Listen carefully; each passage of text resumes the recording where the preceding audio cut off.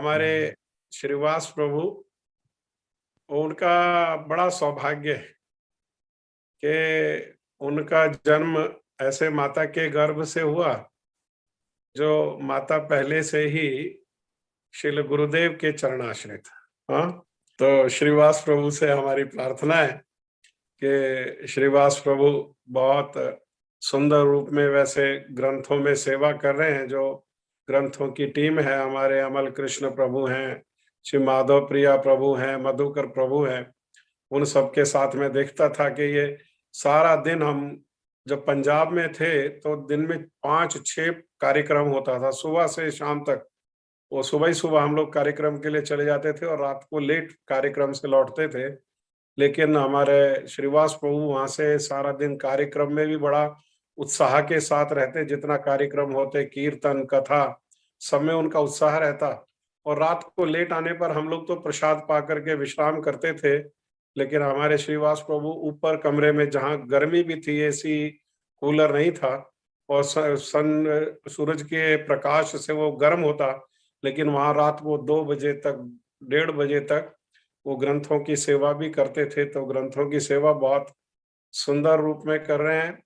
और अभी लगभग 2 वर्ष से श्री वृंदावन धाम में गोपीनाथ भवन में वो वहां पर रह रहे हैं। तो मैं श्रीवास प्रभु से प्रार्थना करता हूँ कि उनके जो स्मृतियां, अनेकों स्मृतियां हैं, पता नहीं समय रहते वो स्मृतियों को सब कह भी पाएंगे नहीं कह पाएंगे, लेकिन जितना समय है उतना समय हमें अपने हृदय में जो गुरुदेव के जो रत्न तुल्य जो स्मृतियां हैं, उसको हमें भी एक बार फिर से कह करके सुनाएं। हमारा भी श्रील गुरुदेव के चरणों में स्मरण बने और जैसी प्रभु जी की निष्ठा है, उसका कुछ अंश हमारे हृदय में भी श्रील गुरुदेव के चरणों में हमारी निष्ठा बढ़े। निष्ठावान जो भक्त हैं, उनसे जब सुनते हैं तो हमारे हृदय में भी वो निष्ठा जो है उसका वर्धन होता है। हमारे प्रभु जी कहिए।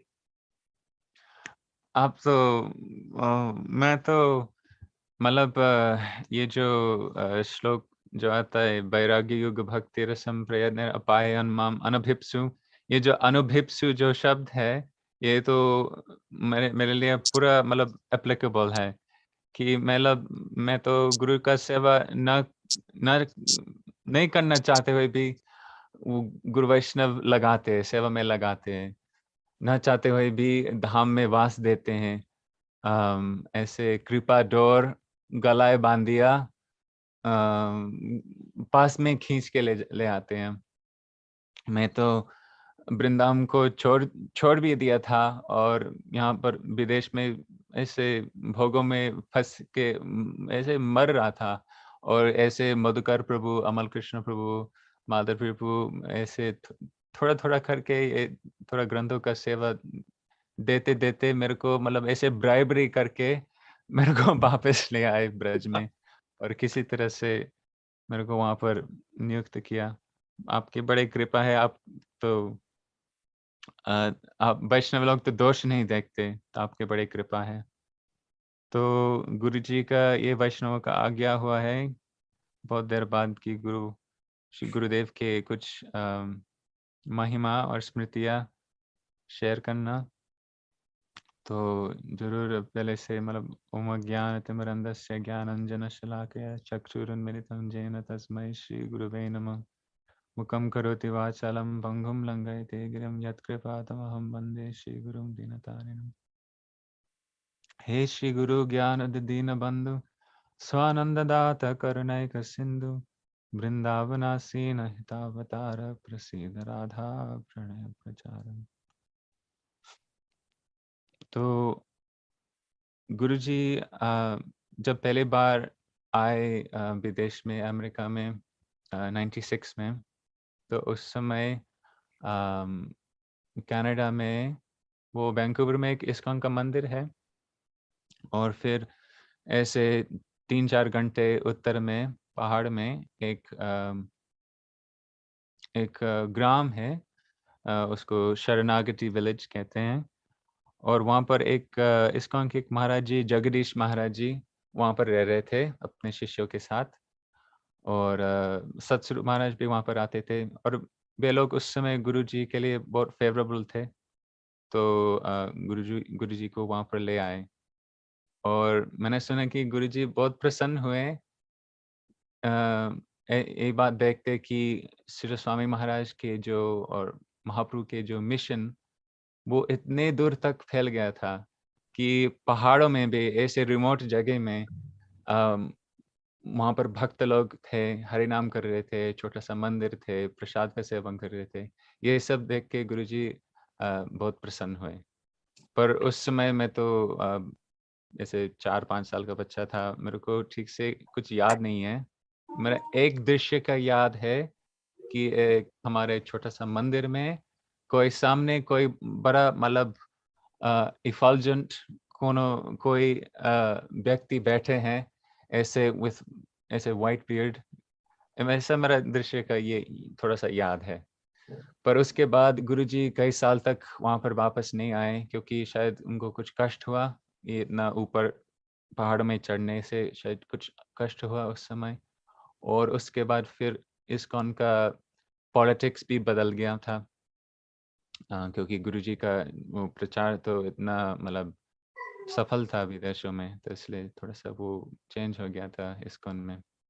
तो अगले बार जब गुरुजी आए 2001 में, वे आए वैंकूवर के पास एक आइलैंड है, साउथ स्प्रिंग आइलैंड। तो शरणागति से और वैंकूवर से बहुत सारे भक्त लोग आए वहाँ पर, उस आइलैंड पे, साउथ स्प्रिंग आइलैंड पे। और मेरे को ये याद है कि गुरुजी जब आए, तो ऐसे मतलब उनके आने से पहले कोई फ़ोकस नहीं था फेस्टिवल का। गुरुजी के आते ही सब लोग मतलब ऐसे बहुत सारे भ्रमरों की तरह, एक बहुत सुंदर कमल के पुष्प की तरह मतलब ऐसे आकर्षित हुए। और मैंने तो कभी ऐसा नहीं देखा इतने um, I had never seen such an aged person जिनकी इतना पूरा सफ़ेद-सफ़ेद दाढ़ियाँ और ऐसे सुंदर रंग अरुण वसन जो सन्यासी का रंग पहनते हैं। मतलब दृश्य देखते ही आकर्षित हुआ, फिर भी थोड़ा-सा दूर रहा और तब देखा कि कोई मेरे माताजी को लेके गुरुजी से मतलब इंट्रोड्यूस कर रहे थे। तो मैं सोचा ओह! मेरी माताजी तो मतलब मिल रहे हैं गुरुजी से तो मैं ज़रूर जाऊँगा। तो मैं दौड़ के नीचे गया और पता नहीं किसी तरह से सडनली गुरुजी के सामने ही खड़ा हुआ था और मेरे को कुछ भी समझ में नहीं आ रहा था कि क्या करूँ उस मोमेंट में। तो किसी ने मेरे को ऐसा थोड़ा-सा धक्का दे दिया, ऐसे गिरा दिया गुरुजी के चरणों पे। तब भी मेरे को मालूम नहीं था कि क्या करना है। वहाँ पर ठीक है, गुरुजी के चरण है, अब क्या करूँ? तो किसी ने मेरे हाथ को पकड़ लिया और गुरुजी के चरण को स्पर्श करवाया और मेरे सिर पे रखे।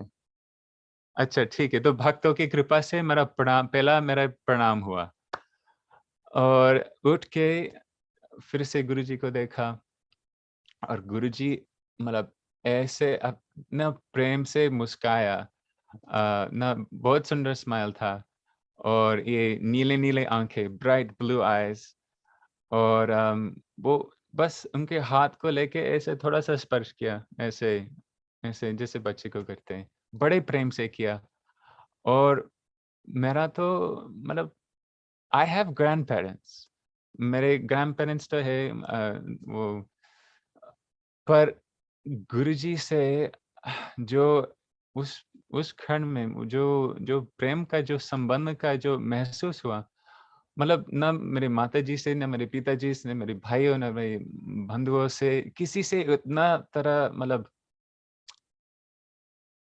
ऐसा लगा कि वो सिर्फ़ मेरे को ऐसा बच्चा नहीं देख रहे थे।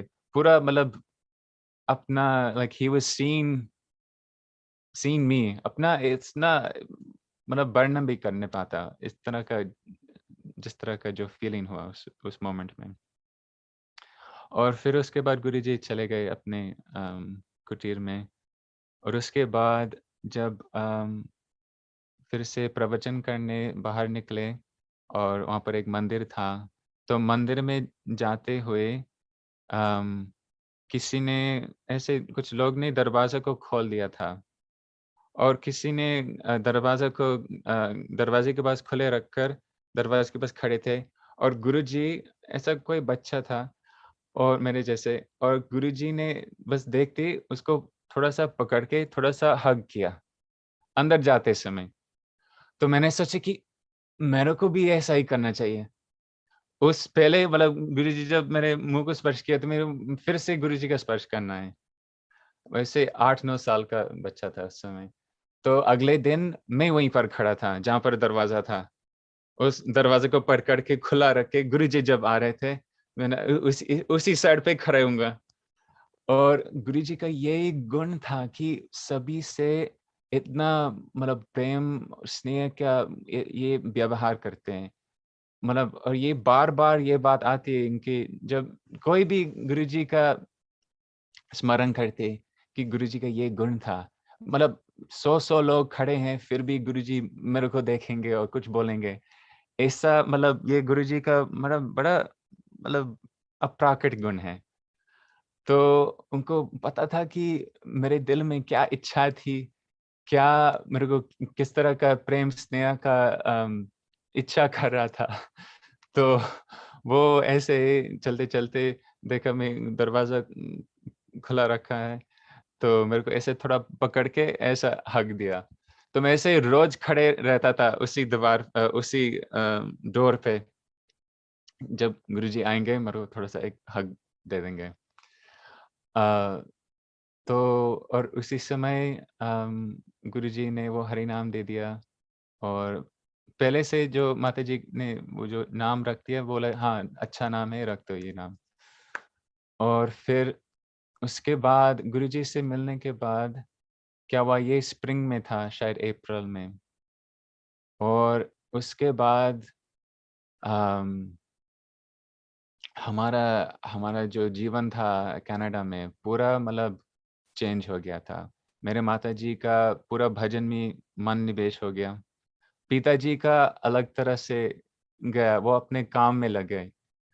तो माताजी के मन में ये आइडिया आई कि मैं और श्रीवास हम दोनों, क्योंकि हम भजन करना चाहते हैं, तो हम दोनों इंडिया में चले जाएँगे, गुरुजी के शरण में। तो और फिर हमारे जाने से 1-2 हफ्ता पहले वो 9/11 हुआ। ऐसा लग रहा था कि पूरा दुनिया शिफ्ट हो रहा है, चेंज हो रहा है, कुछ बड़ा कुछ हो रहा है। पर हम गुरुजी के शरण में हैं, गुरुजी रक्षा कर रहे हैं, और हमारी और कोई चिंता नहीं है, बस गुरुजी के शरण में जाना है, वृंदावन धाम में जाना है। और तो वहाँ पर वृंदावन में पहुँचे, फिर उस साल पुरुषोत्तम व्रत था, और फिर सो हम सब वृंदावन से पुरुषोत्तम जगन्नाथपुरी धाम में गए, और वहाँ पर गुरुजी का बहुत सुंदर कार्यक्रम हुआ, बहुत सुंदर परिक्रमा पुरी में सब जगह। उस समय पूरी पूरी बहुत ही सुंदर था। याद है एक बार हम नीलाचल गौड़ी मठ से पूरा चक्र तीर्थ तक परिक्रमा किया गुरुजी के साथ, समुद्र के किनारे जाते-जाते, और हाँ, बहुत सुंदर वो मॉर्निंग का बहुत सुंदर याद है। गुरुजी सब भक्तों से बड़े प्रेम से बातें करते-करते और हरि नाम करते-करते उस समुद्र के तट पे वॉक किए, नीलाचल गौड़ी मठ से पूरा चक्र तीर्थ तक। और उस चक्र तीर्थ पे अभी जैसे कितने वो होटल्स है, सब बना हुआ है, उस समय कुछ नहीं था। सिर्फ़ वो अकेला वो चक्र तीर्थ का मंदिर था उधर। तो पुरी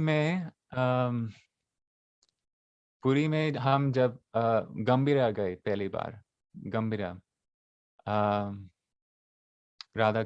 राधाकांत मठ, वहाँ पर जहाँ महाप्रभु ने अपने अंत लीला का प्रकाश किया। तो वहाँ पर जब हम गए उस समय परिक्रमा करते-करते, तो गुरुजी गुरुजी वहाँ से हम जब पहुँचे गंभीरा पे, तो गुरुजी निकल रहे थे गंभीरा के द्वार से। और मेरे को ऐसे दीवार पे उस डोर पे हमारा पता नहीं किस तरह से गुरुजी के साथ सब समय डोर पे मिलन होता था। वो कहीं बाहर से आ रहे थे, कहीं अंदर जा रहे थे, नहीं नहीं तो बाहर आ रहे थे। सब समय वो डोर पे मिलता था। गुरुजी से। तो वहाँ पर गंभीरा के डोर पे मिला और अम, गुरुजी हठात मुझसे पूछा कि श्रीवास, तुमको पता है ये उत्तमा भक्ति का क्या डेफिनेशन है? और मेरे को मतलब कैसे अंतर्यामी गुरुजी को कैसे पता था? मतलब मैंने एक ही श्लोक सीखा था, वो अन्याभिलाषिता शून्यं ज्ञानकर्माद्यनावृतम्, ये एक ही श्लोक सीख पाया था और दूसरे श्लोक सीखा नहीं। माताजी ने ये श्लोक पढ़कर मेरे को बोला कि हाँ, ये बहुत ज़रूरी श्लोक है, इसको तुम ज़रूर सीखना है। तो मैं याद किया वो वही वही श्लोक और किसी श्लोक मेरे को याद नहीं था। तो गुरुजी अंतर्यामी जानते हैं और तो पूछा उत्तमा भक्ति की क्या डेफिनेशन है? तो मैंने वही वही श्लोक अम, बताया अन्याभिलाषिता शून्यम और फिर वो बोला कि अर्थ अर्थ समझा दो। तो मैं बड़े जल्दी गुरुजी खड़े खड़े थे, सब भक्त खड़े थे। मेरे को लग रहा है कि गुरुजी को कहीं जाना है, तो मैं बड़े स्पीड से, बड़े रश में ऐसे वो अर्थ समझाया और गुरुजी बहुत खुश हुए।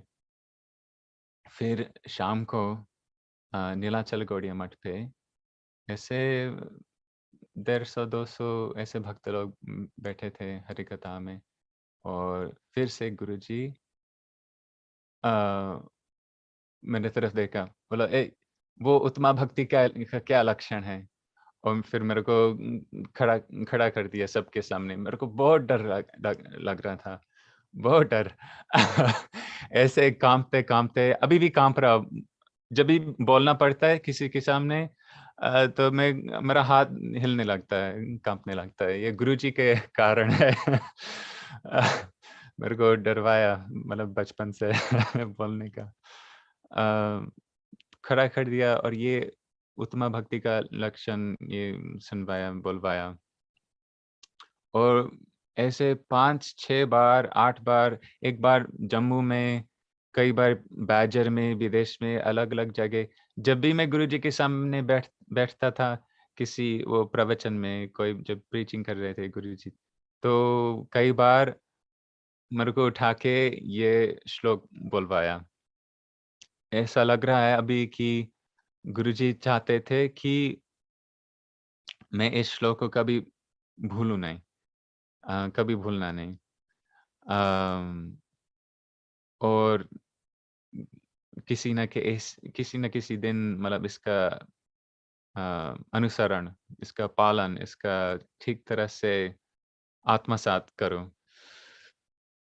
तो ये तो बड़ा मतलब अद्भुत और विशेष एक चीज़ लगता है। गुरुजी का सबसे पहला उपदेश क्या होंगे एक छोटा-सा बालक की तरह अम, के लिए क्या उपदेश देंगे? अम, ये अन्याभिलाषितशून्यं ज्ञानकर्माद्यानावृतम् आनुकूल्येन कृष्णानुशीलनं भक्तिरुत्तमा। शुरू से ही और मतलब शुरू से यही शिक्षा दिया मेरे को। और किसी चीज़ मतलब बोलने की ज़रूरत भी नहीं था। अ, यही बोलना था कि आपको सब अन्य इच्छाओं को, अन्य अभिलाषाओं को छोड़ना है और बालक में मतलब बहुत सारी इच्छाएँ होती हैं और शुरू से ही बस गुरुजी मतलब ऐसे मतलब वज्रात अपि कठोराय, ये वज्र से भी कठोर है, पर कुसुम से भी मृदु है। ये गुरुजी और ये उनकी शिक्षा कि किस तरह से अपने दिल को, अपने हृदय को राधा कृष्ण के चरण में समर्पण करना है। अगर समर्पण करना चाहते हो तो सब कुछ किसी न किसी दिन छोड़ना पड़ेगा। ये सारे अन्याभिलाषाएँ और ज्ञान को भी छोड़ना पड़ेगा। मैं जब उसके बाद पुरुषोत्तम वो जगन्नाथपुरी के परिक्रमा के बाद फिर कार्तिक परिक्रमा हुए, फिर वहाँ उस समय हमारे एक महाराज थे अरण्य महाराज, वो एक स्कूल स्थापना कर रहे थे दुर्वासा ऋषि आश्रम में गुरुजी का मंदिर में। तो कार्तिक के बाद मैं वहाँ पर गया, ऐसे एक गुरुकुल बन गया वहाँ पर। तो मैं ऐसे सीख रहा था, जैव धर्म सिखा रहे थे, अलग-अलग चीज़ सिखा रहे थे। और उस समय लोगों ने मेरे को देखा कि ये ये बच्चा तो अच्छे से पढ़ पाता है, मतलब मन लगता है पढ़ने में, तो वो लोग कह रहे थे कि संस्कृत सीखना है, संस्कृत सीख लो। और एक बार मेरे को लाए केशी घाट पे, वहाँ पर जो संस्कृत विद्यालय है, और वहाँ पर बैठाए। तो बहुत लोग ऐसे बोले थे कि संस्कृत सीखना है श्रीवास, संस्कृत सीखना है। और मैं थोड़ा परेशान हो जा रहा था क्योंकि मेरा इतना इच्छा नहीं था संस्कृत सीखने का। और तो मैं और मेरी माताजी हम गुरुजी के पास गए और पूछे उनसे कि मतलब ये ठीक है कि मतलब अब संस्कृत सीखना, अगर आप आदेश देते, आज्ञा देते गुरुजी, तो हाँ, मैं संस्कृत सीख लूँगा। तो गुरुजी उस समय बड़े एक सुंदर बात बोले कि नहीं, नहीं, संस्कृत सीखने का कोई ज़रूरत नहीं है, कोई भी ज़रूरत नहीं है। तुम क्या करोगे संस्कृत सीख के? क्या कोई बड़ा प्रोफ़ेसर बन जाओगे, कोई यूनिवर्सिटी यूनिवर्सिटी में चले जाओगे, वहाँ पर पढ़ाओगे संस्कृत, और क्या सोचेंगे? सोचेंगे कि हाँ, मैं अपने गुरु से भी बड़ा बन गया। मेरे को ये ऐसा ज्ञान का अभिमान हो जाएगा तेरा। गुरुजी ऐसे बोले। गुरुजी बोले कि संस्कृत सीखने की कोई भी ज़रूरत नहीं है। संस्कृत के 2 बहुत सुंदर बेटियाँ हैं, हिंदी और बांग्ला, और वे दोनों आपको तुमको सब कुछ सिखाएँगी। तो उससे मेरे मन में थोड़ा-सा शांति हुआ, ठीक है, संस्कृत सीखने की ज़रूरत नहीं है। अन्याभिलाषितः शून्यम ज्ञानकर्मादीनामितं। ज्ञान से कोई आवरण नहीं होना चाहिए। ज्ञान तो ये भक्ति का वृत्ति को आवरण नहीं करना चाहिए। तो मैं धीरे-धीरे हिंदी सीखने लगा गुरुजी के प्रवचन से, उनकी किताबों से, और फिर आसानी से बांग्ला भी सीख गया, मतलब एक जैसे ही हैं, और हमारे सब कीर्तन भी बांग्ला में ही हैं। गुरुजी का बस जो मठ में जो कार्यक्रम, जो प्रोग्राम स्थापना की है, सुबह-शाम मंगल आरती, कीर्तन, प्रवचन, ये तो दुनिया के सबसे, मैं मानता हूँ, सबसे अच्छा स्कूल है। इसमें सब कुछ मिलता है। पूरा भागवत, हमारे चैतन्य चरितामृत, भगवद गीता, सभी हमारे गोस्वामी के शास्त्र का पूरा ज्ञान मिलता है ऐसे सुनते-सुनते। और कीर्तन, ये नरसिम्हा ठाकुर के, भक्तिनाथ ठाकुर के कीर्तन करते-करते, इससे मतलब इससे पूरा वेदांत, श्रीमद् भागवत का पूरा जो सार है, वो बड़े आसानी से, बिना ज़्यादा विशेष प्रयास करते, बिना कुछ करके सब मिल जाता है, बड़े आसानी से, श्री गुरु के, हमारे गुरुवर्ग के कृपा से, अहेतु की कृपा से। और ये बस, हाँ, उस रिपिटिशन करके वो, हाँ। और ये रिपिटिशन तो है, ये सिर्फ़ कर्म नहीं है, ये मतलब ये कर्म के जैसा लगता है, बट गुरु जी के शरण में और पूरे मतलब सिंसियरिटी के साथ करते, तो ये भक्ति में बदल जाता है। तो इस तरह से कर्म ज्ञानादि अनावृतम, ऐसे गुरुजी ने जो साधना की जो पद्धति, प्रणाली स्थापना की है, उसको हम बस सरल हृदय भाव से पालन अगर करेंगे, तो ये इससे मतलब सब कुछ मिल जाता है। तो और गुरुजी बार-बार मेरे को बस वही वही बात याद दिला रहे थे कि ये अन्याभिलाषितः शून्यम, इस तरह से पालन करना है। ये जो रूप गोस्वामी के जो भक्ति रसामृत सिंधु, ये लगता है ये गुरुजी इसका मतलब पूरा इसका एक एक बात है इनके नाम, नारायण, नारायण, ये नाम इतना, इसमें एक गहराई है इनके नाम में। अम, और उसमें जैसे नाम नामकारी बहुधा निज सर्वशक्ति, कृष्ण अपने सारे शक्ति अपने नामों में भर देते हैं। तो ये नारायण शब्द में भी ऐसे, ये बहुत सुंदर मतलब उनके भक्ति रसामृत सिंधु के शायद 30वां श्लोक है, उसमें अ, श्री रूप गोस्वामी पाद श्री सनातन गोस्वामी पाद का वंदना कर रहे हैं।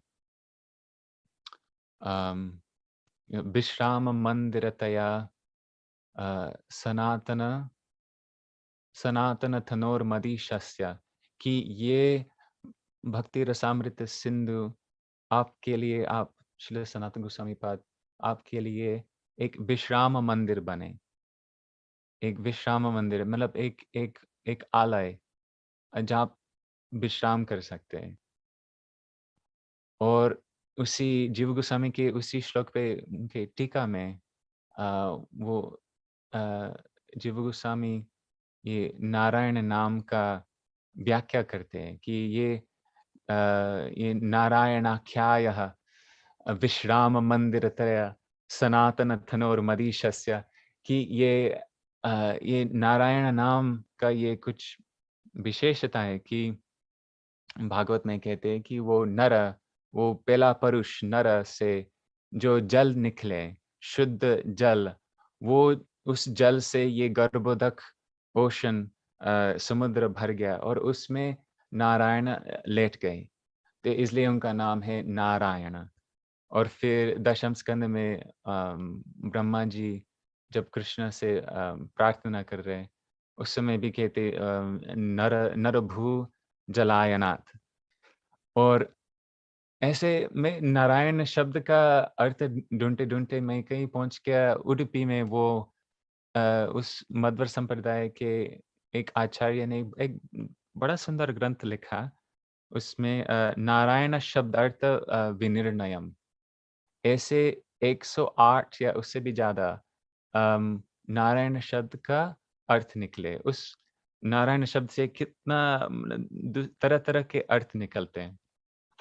तो में तीसरा या चौथा अर्थ है कि जो र वर्ण है, जो अक्षर है वो नारायण नाम में, वो रम से आता है, रमण शब्द से आता है।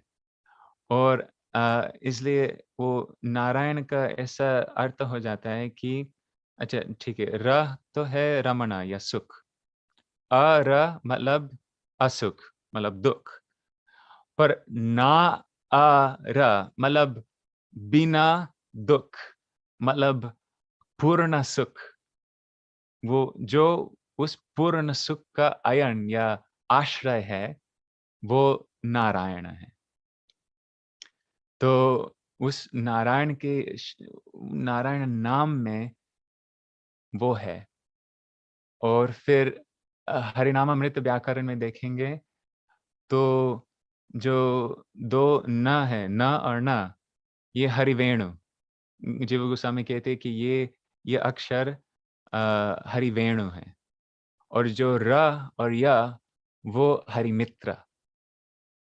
और फिर जो जो बड़े जो लॉन्ग एज है नारा, वो है त्रिविक्रम।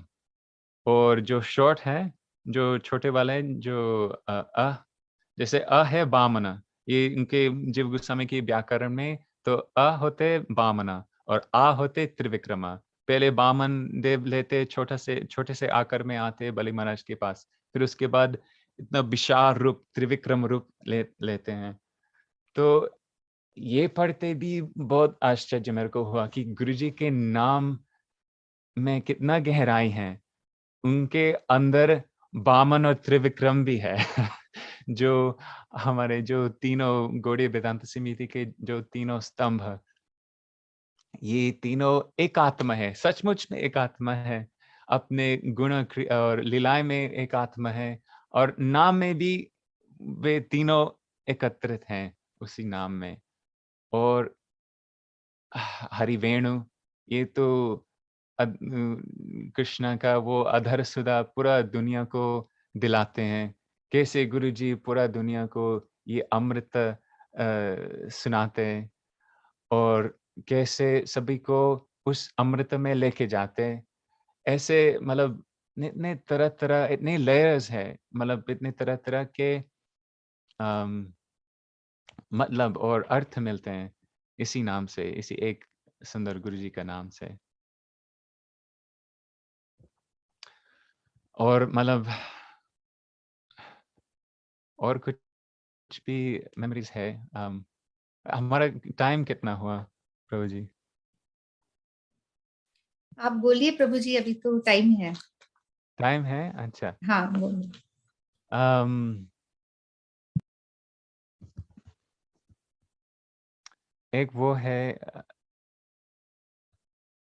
एक बार मैं तो कहाँ था? गोवर्धन में।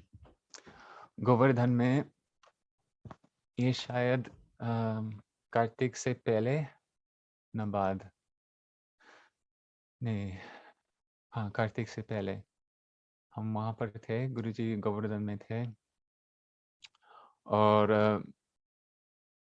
हाँ, नून प्रसाद लेने के बाद गुरुजी थोड़ा अपने कमरे में अकेले बैठे थे, आर्म चेयर पे हरि नाम कर रहे थे। तो मैं उस समय अम, मौका मिला तो अंदर गया और प्रणाम करके गुरुजी मेरी तरफ देखा और तो मैं पूछा कि गुरुजी मैं तो ऐसे 2-3 साल से अम, सब पालन कर रहा हूँ, सब हरि नाम कर रहा हूँ, आने कर रहा हूँ, सब शास्त्र का पढ़ रहा हूँ। फिर भी मेरे को मेरे को नहीं लग रहा है कि कुछ कुछ प्रोग्रेस हो रहा है। मेरा कुछ प्रोग्रेस हो नहीं रहा, कुछ भी नहीं हो रहा है। मेरा अभी भी नाम में कोई रुचि नहीं है, रुचि नहीं मिल रहा है, कुछ भी नहीं हो रहा है। तो मैं गलत क्या कर रहा हूँ? तो गुरुजी मुस्कुरा रहे थे और पूछा, "अच्छा, तू हनुमान जी के वो पूजा करोगे?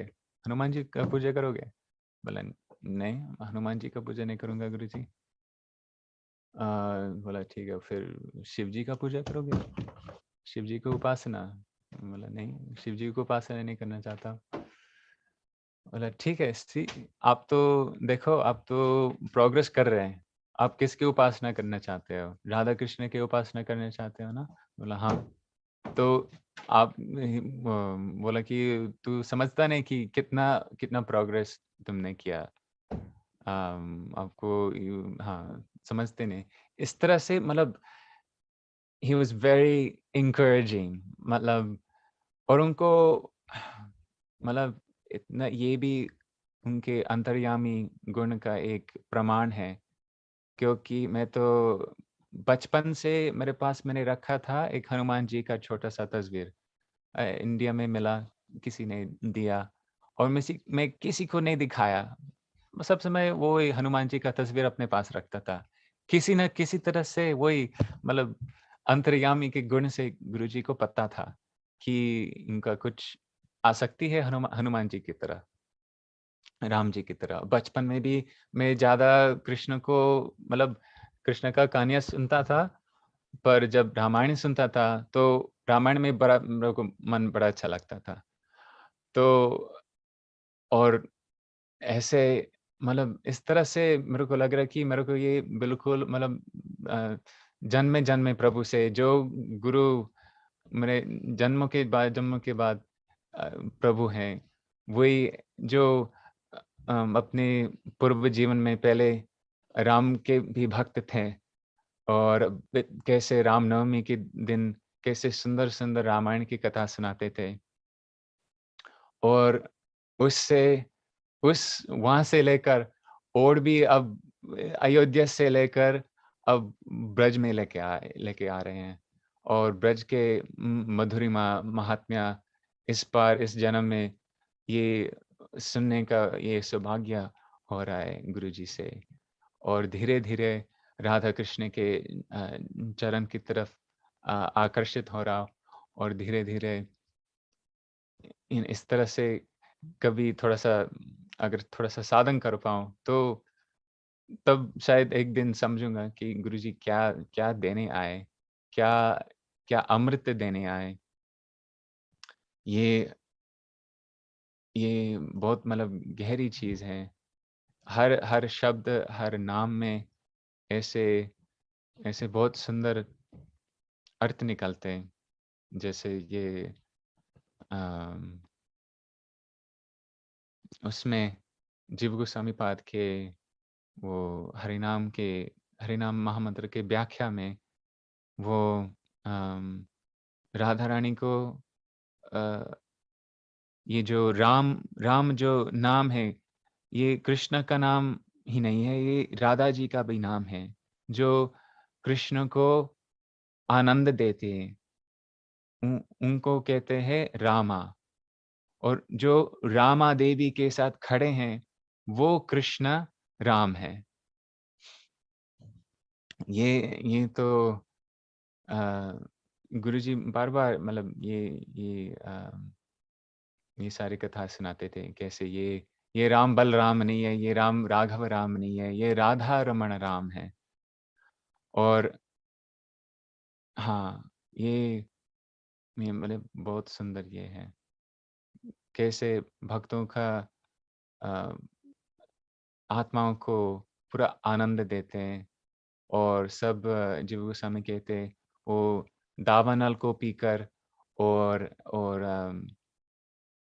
ये असुरों का दमन करते-करते ये राम भी ये कृष्ण भक्तों का संतावना और रक्षा भी करते हैं।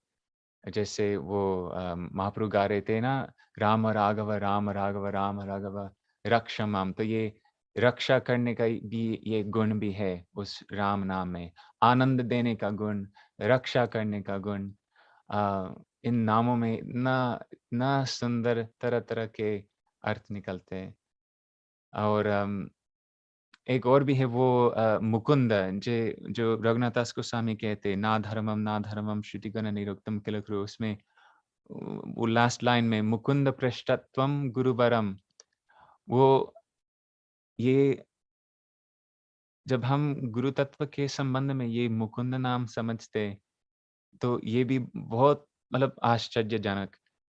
ये जो मुकुंद नाम जब मैं देख रहा था रूप गोस्वामी के कविताएँ में, स्तवमाला में, जहाँ भी मुकुंद नाम का उच्चारण करते या उल्लेख करते हैं, वहीं अ, कृष्ण के मुख और अधर और उनके दंत या उनके अधरामृत या उनके वचनामृत, कुछ न कुछ उसी का वर्णन हो रहा है।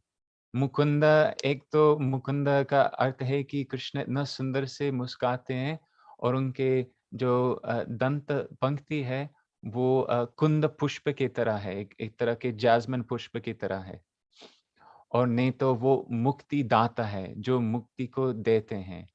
अ, अम तो रूप गोस्वामी के जब स्तव हम पढ़ते हैं, तो उसमें देखते हैं कि ये बार-बार ये आ रहा है।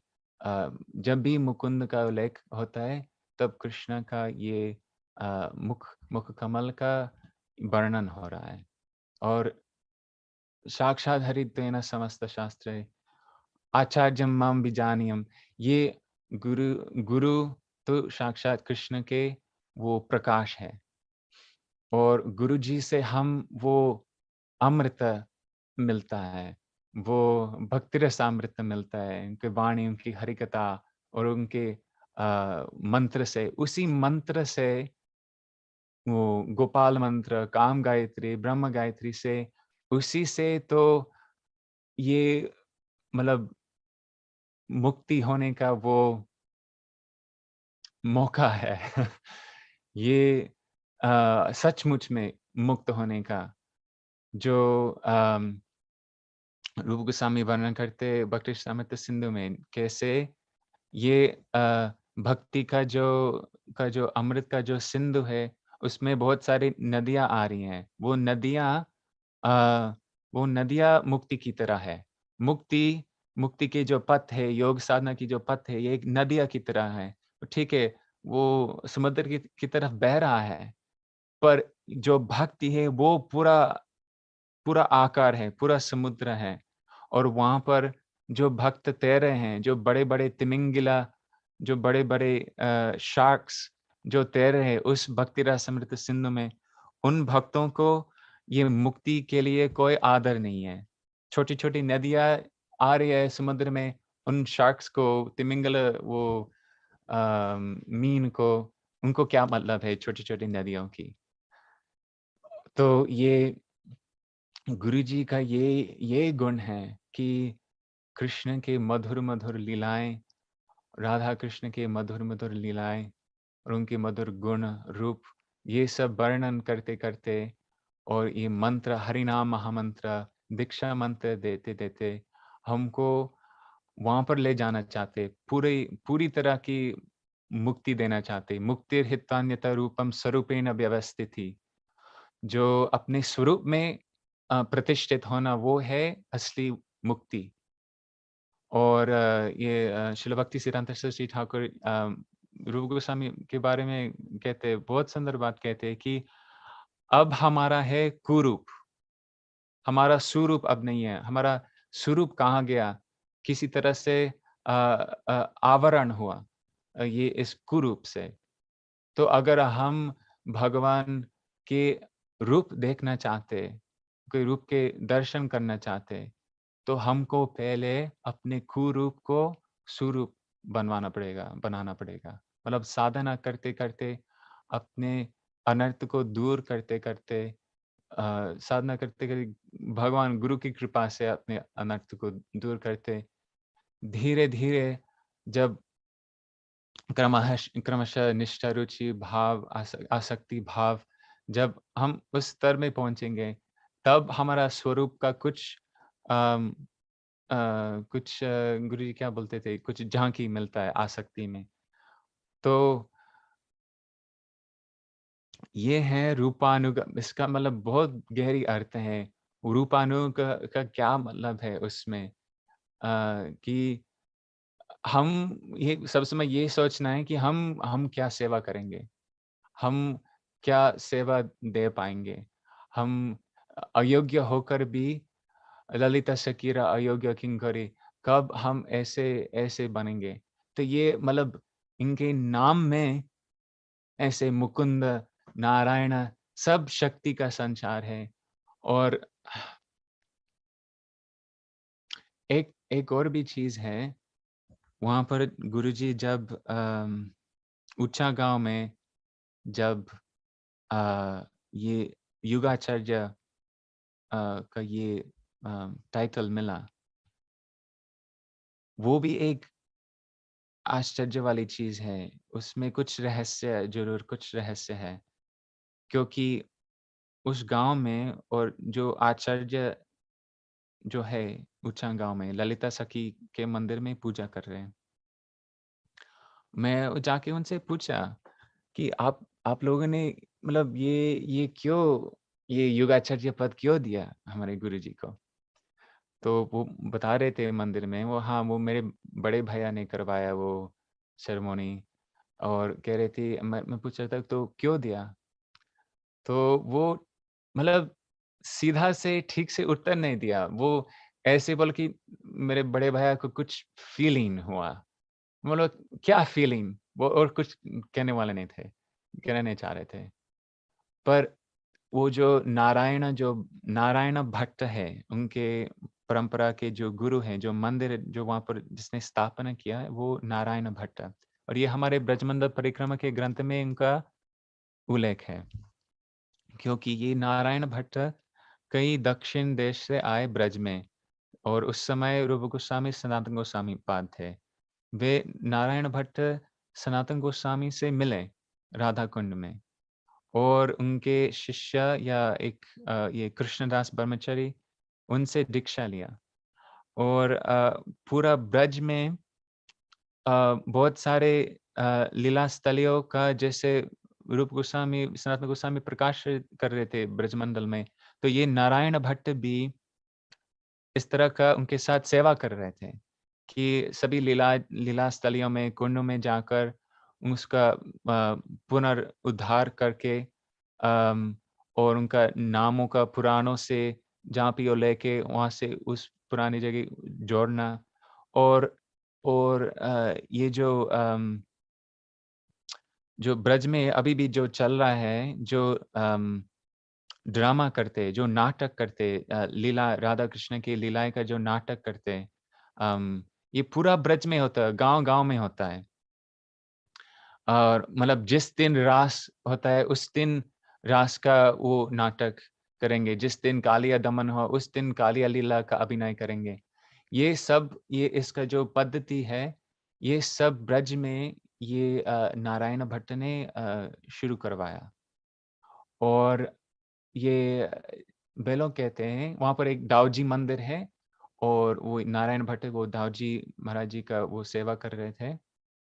तो बताते हैं कि ये नारायण भट्ट है, ये नारद जी का एक अवतार है कि ये नारद जी वो उस समय गोस्वामियों की सेवा करने के लिए उस रूप में प्रकट हुए।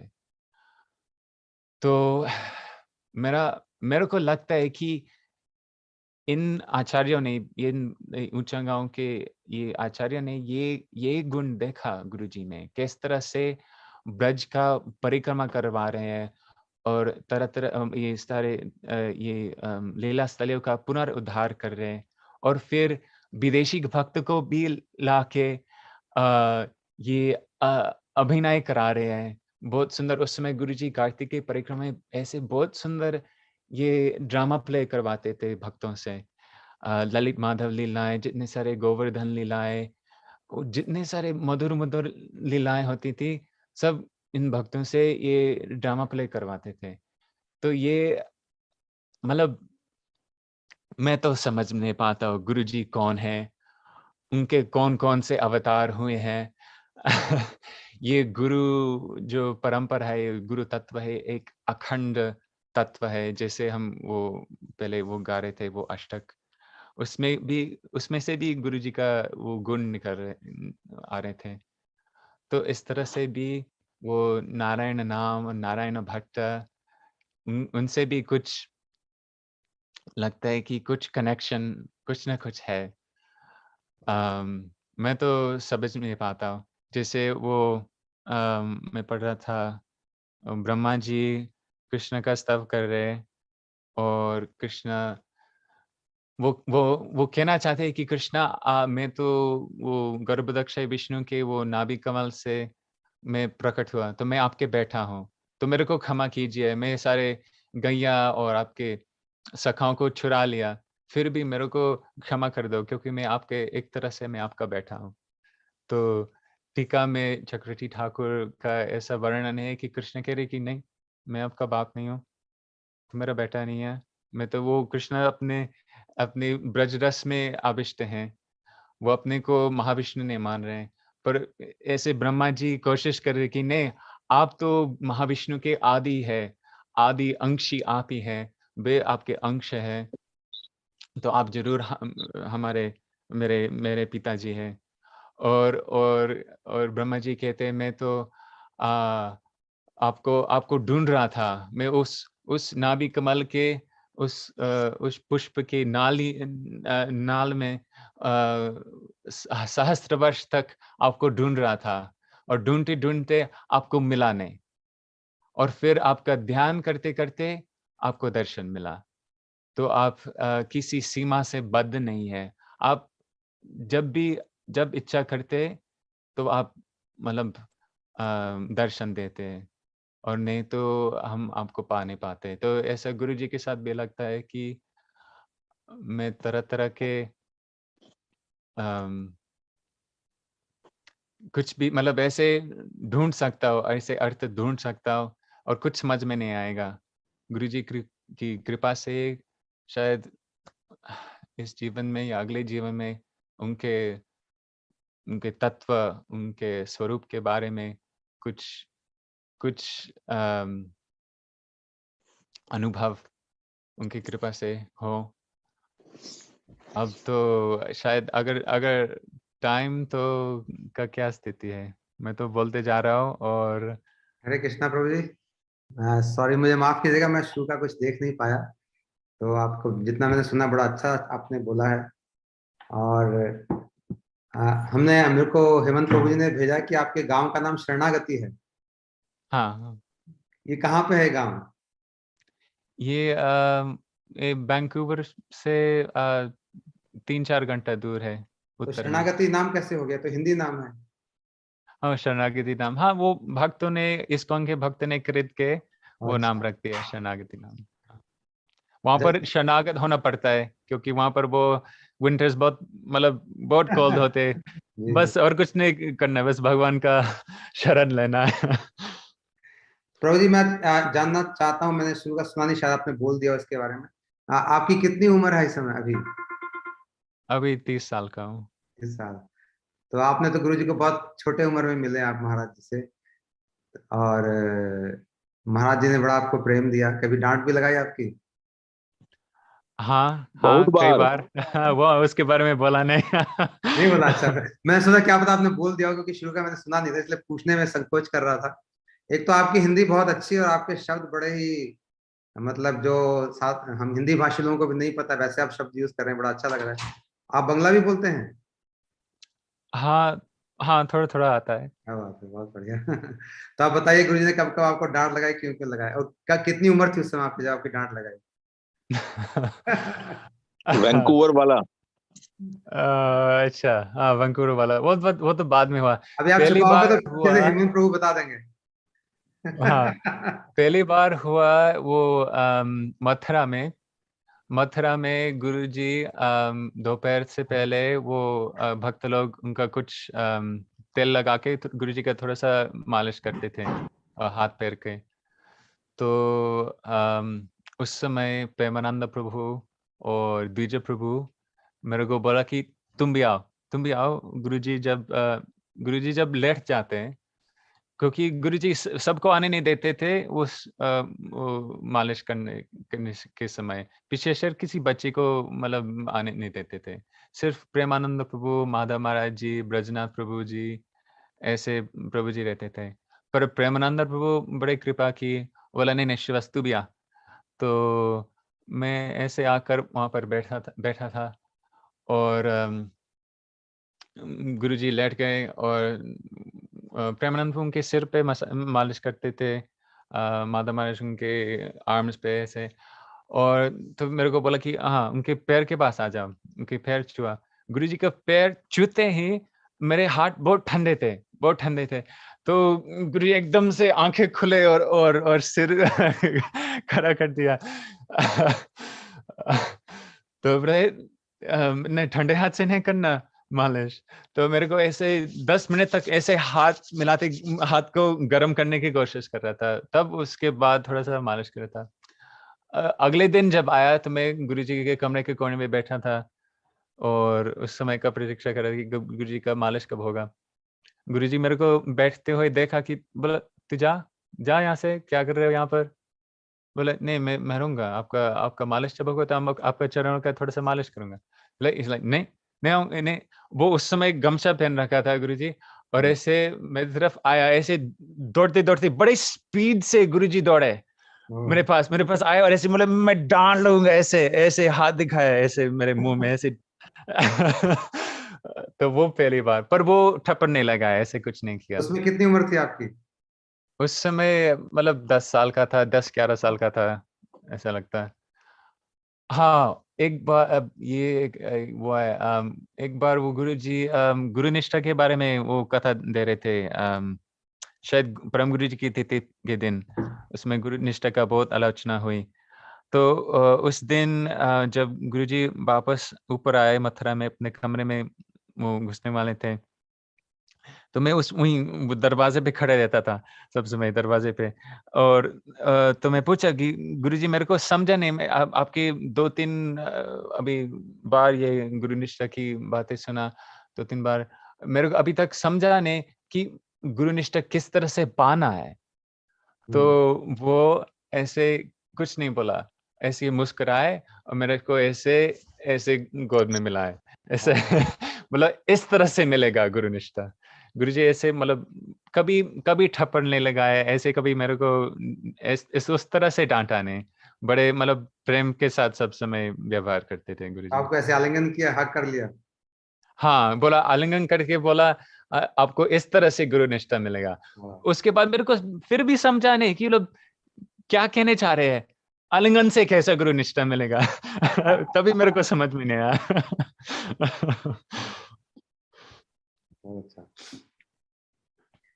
तो प्रभु जी की कुछ हमारे पास फोटोग्राफ्स हैं जो मैं आपको दिखाना चाहता हूँ। इनको शायद उससे भी कुछ याद आ जाए। अनुराग जी, आप मेरे को होस्ट बना देंगे तो मैं शेयर कर सकता हूँ। रुको, मैं अपने आप ही कर लेता हूँ एक। हाँ, हो गया। हाँ, वो हेमंत जी बता रहे थे एक वो वैंकूवर में डांट है अच्छे से।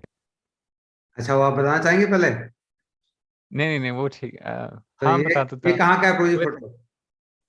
हाँ, ये उसके बाद जब मैं वापस आया, इससे पहले ना मैंने किया मैंने थोड़ा सा रिबेल किया। मैंने अपने केश को, बाल को बड़ा रख दिया। तो गुरुजी जब मिले मुझसे विदेश में, देखा मेरा बाल लंबे लंबे हैं, तो बोल देखा क्या किया तूने, मुंडन नहीं कर रहे हो? और फिर बोला नहीं। फिर गुरुजी मेरे को ऐसे कुछ नहीं बोला। हम हेमंत के घर जा रहे थे, तो किसी न किसी तरह मैं गुरुजी के साथ एलिवेटर में घुस गया। घुसते ही देखा कि सिर्फ माता महाराज जी और गुरुजी हैं और मैं। और गुरुजी मेरे को कुछ नहीं बोल रहे, सिर्फ देख रहे हैं कैसे लंबे-लंबे बाल। कुछ नहीं कह रहे। मतलब गुरुजी बिल्कुल भी खुशी नहीं थे।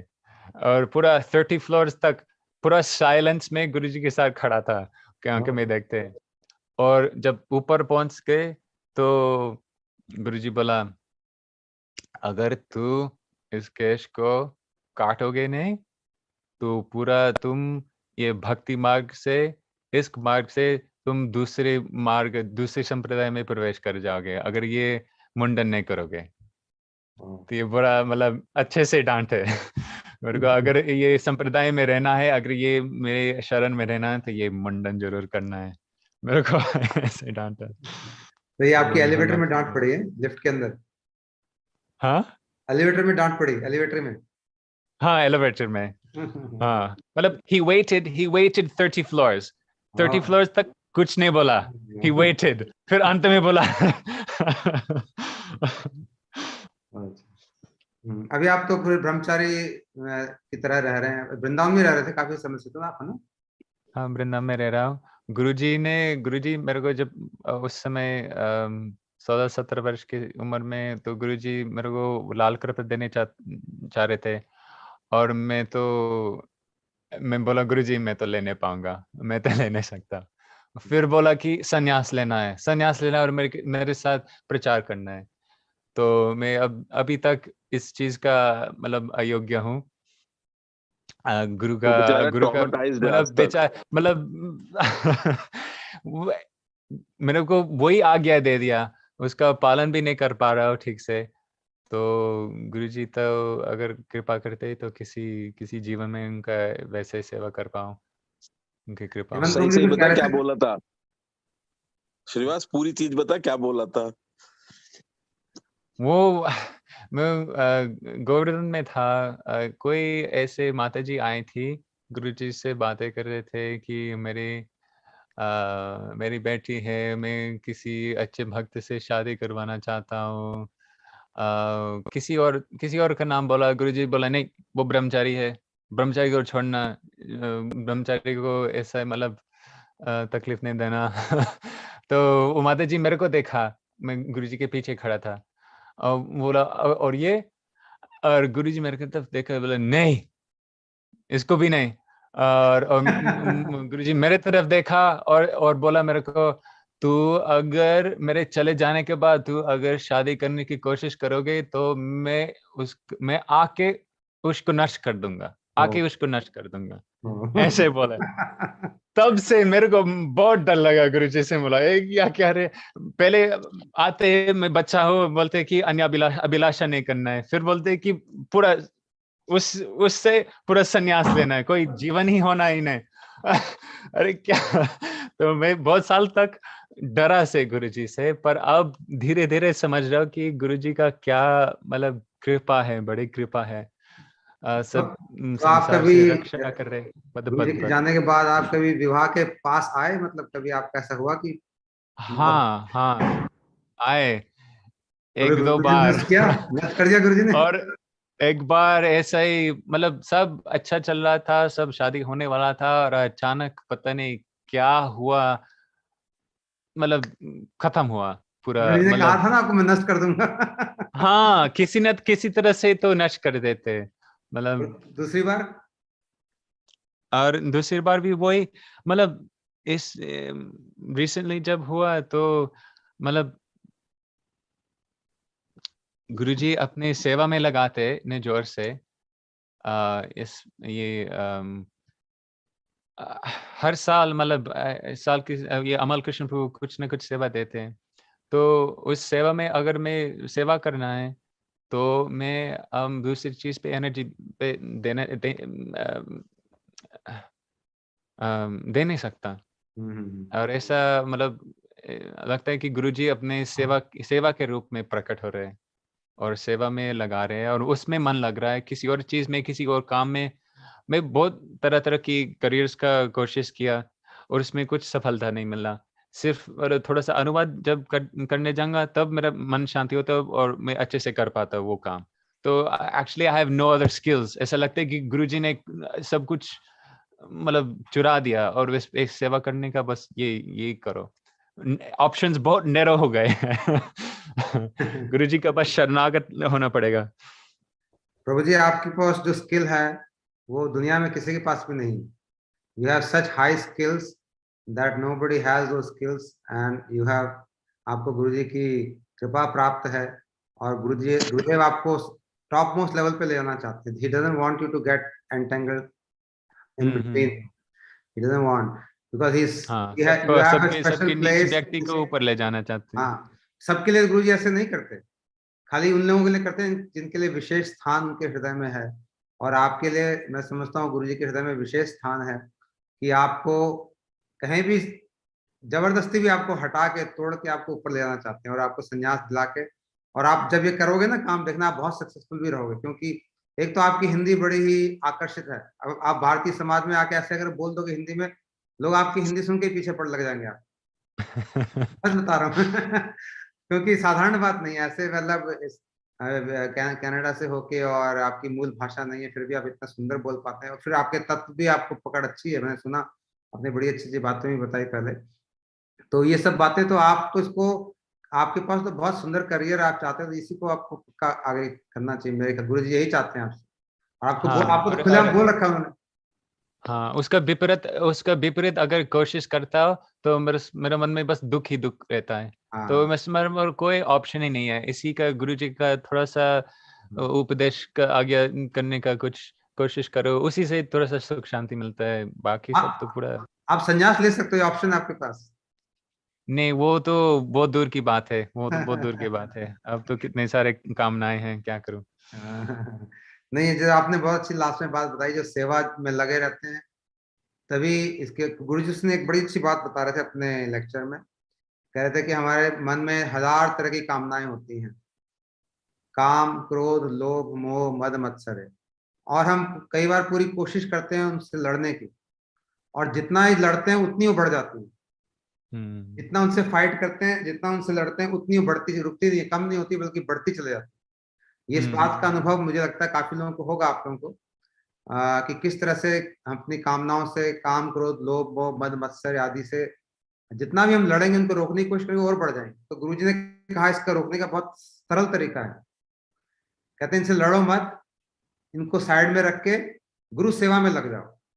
हुँ, जब आप गुरु सेवा में लग जाओगे तो ये धीरे धीरे इसके बारे में आप भूल जाओगे, अपने आप ही आपको न काम तंग करेगा, न क्रोध तंग करेगा।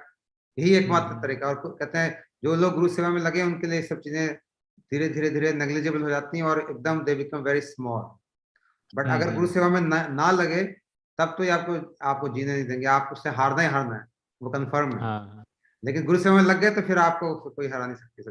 ये माया हुँ, अपने आप ही कृष्ण आपको, तो आपने ये बात बताई खुद भी लास्ट में, हुँ, गुरुजी मुझे सेवा में लगा रहे हैं। आपके पास कोई हुँ, स्किल नहीं, आपने कहा, लेकिन ये जो सेवा में लगना है, ये सबसे बड़ी स्किल है। ये ये ये हाँ, बहुत कम लोगों के पास होता है सब सेवा में। किसी तरह से गुरुजी की कृपा से, पता नहीं कैसा कर रहा हो, पता नहीं, और करना ही है, बस आप ये किसका मालूम है, संग, करना ही है। आप आजकल किसका संग करते हैं ज्यादातर, नमन जब रहते हैं या जहाँ भी रहते हैं? मैं तो इस साल तो मैं तो श्री बांगो गोसाई महाराज के पत्रावली का अनुवाद कर रहा था, तो मेरा ज़्यादा बाहर जाने का, ज़्यादा संग लेने का ज़्यादा मौका नहीं मिला, पर ये राधानाथ प्रभु जी का संग मिला 2-3 बार प्रचार के समय। और फिर उमा दीदी है गोपीनाथ भवन में, उमा दीदी, वो शाम को आती थी बाहर और कुछ 10-15 मिनट कथा करती थी। और वृंदावन में वो अमल कृष्ण प्रभु है, अमल कृष्ण प्रभु जो भागवत पत्रिका पे सब देखते और इंग्लिश का भी, जीवीपी का भी देखते, जी। तो वो अमल कृष्ण प्रभु बहुत बहुत सहायता देते हैं, बहुत इंकरेजमेंट देते हैं। और माधव प्रिय प्रभु जी, परमेश्वरी प्रभु जी, जो वृंदावन के जितने भी भक्त हैं वहाँ पर, वृंदावन विलासिनी दीदी, हाँ, बजंती माला परमेश्वर प्रभु जी दीदी। तो रेगुलर कथा करते हैं आजकल, आप उनके साथ मतलब आप हाँ हाँ, मैं तो जितना जाना चाहिए वहाँ पर जाता नहीं, कभी बीच बीच में जाता हूँ कि कथा में। ठीक है। हाँ। और कोई बोलना चाहेंगे प्रभु जी आप? वह एक बस वही एक बात आ रहा था मन में, कैसे वो रघुनाथ दास गोस्वामी कहते, वो बैरागी युग भक्ति रसम प्रयत्न अपायन माम अनभिप्सु मंदम। मैं अंधा हूँ और अनभिप्सु हूँ, मतलब चाहता भी नहीं, फिर भी ये दीक्षा गुरु की यही स्वरूप है। सनातन गोस्वामी दीक्षा गुरु है, और गुरु जी में वही गुण प्रकाश हो रहे हैं, और कितने सुंदर तरह से प्रकाश हो रहे हैं। गुरु जी सब समय रूप गोस्वामी के पास ले जाना चाहते हैं, सनातन गोस्वामी भी वही कर रहे हैं। गुरु जी कैसे जब गुरु जी बृहद भागवतम के ऊपर वो व्याख्या देते, ऐसा लगता है कि पूरा सनातन गोस्वामी का पूरा प्रकाश हो रहा है, मतलब हम स्वयं सनातन गोस्वामी से सुन रहे हैं ये दीक्षा गुरु का प्रभाव। और फिर किस तरह से वो शिक्षा गुरु भी बनते हैं, वो रूप गोस्वामी के स्वरूप भी बनते हैं, रूप गोस्वामी की सुंदर वो लीलाएं सुनाते हैं। ये गुरु जी का ये महान कृपा, पता नहीं इस तरह का मणि, अप्राकृत मणि कैसा आया जीवन में। उनका थोड़ा सा सेवा करो तो जीवन सार्थक हो जाएगा। वैष्णव की कृपा हो तो मैं गुरु जी का सेवा कुछ कर पाऊंगा। आप प्रभु जी कृपा कीजिए।